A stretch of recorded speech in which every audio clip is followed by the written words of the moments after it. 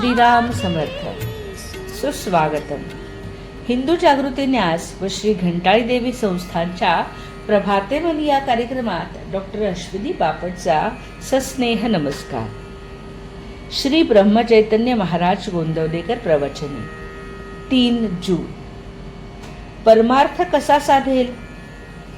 ज्याच्यापासून माया उत्पन्न झाली त्याला शरण जावे. त्याला शरण जाण्याच्या आड काय येते ते पहावे. करतेपण टाका म्हणजे शरण जाता येते.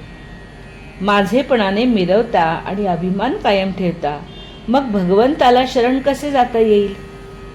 आपण संतांच्या दर्शनाला जातो आणि बायकोचे दुखणे बरे व्हावे असे म्हणतो. मग ते खरे दर्शन झाले असे म्हणायचे का?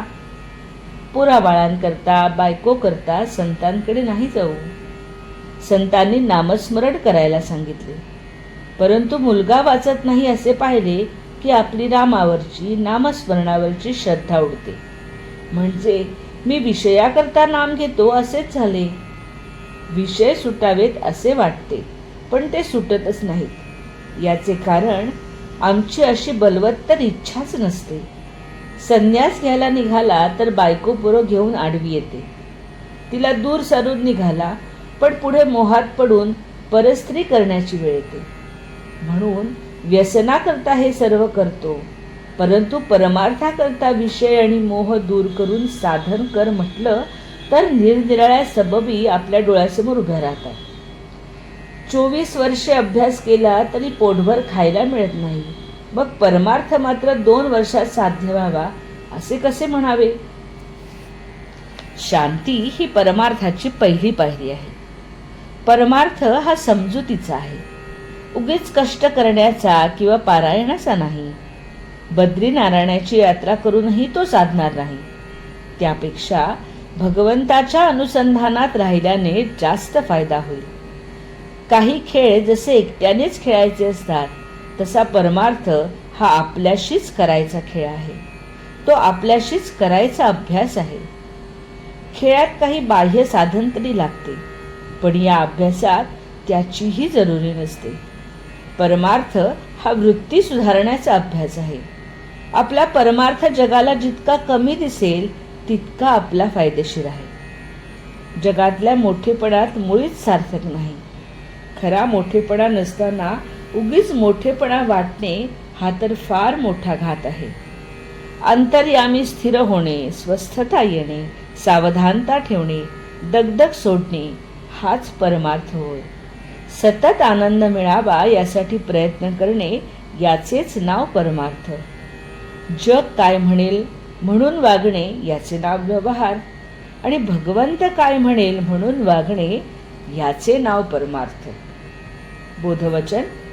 कर्तव्यात भगवंताचे स्मरण हेच परमार्थाचे सार आहे.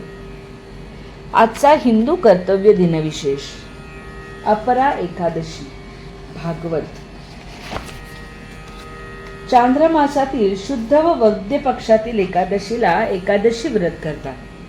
अशा प्रकारे वर्षभरातील 24 एकादशांना वेगवेगळी नावे आहेत.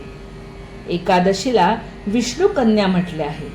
प्राचीन काळी मूर राक्षसाशी युद्ध करताना श्री विष्णूंना ग्लानी येऊ लागल्यावर ते गुहेत विश्राम करू लागले. त्यावेळी त्यांच्या देहातून एकादशी या दिव्य कन्येचा जन्म झाला आणि तिने मूर राक्षसाचा वध केला अशी कथा आहे. स्मार्त आणि भागवत असे एकादशीचे 2 प्रकार आहेत. एकादशीच्या सूर्योदयापूर्वीच्या 96 मिनिटात जर दशमी असेल आणि सूर्योदयापूर्वी दशमी संपली तर दशमीचा व सूर्योदयानंतर संपली तर एकादशीचा क्षय होतो. अशा वेळी द्वादशीच्या दिवशी भागवत व आदल्या दिवशी स्मार्त एकादशी असते. घंटाळी मंदिरामध्ये सकाळी 10:30 ते 12:30 संपूर्ण गीता पाठ, संध्याकाळी 5 ते 6 विष्णू सहस्रनाम पठण आणि रात्री 8 ते 9 संपूर्ण हरिपाठ.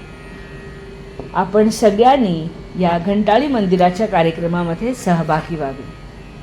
मंडळी, रामरायाचे आणि श्री घंटाळी देवीचे आशीर्वाद आपल्या कुटुंबावर अक्षय राहोत. जानकी जीवन स्मरण. जय जय श्रीराम.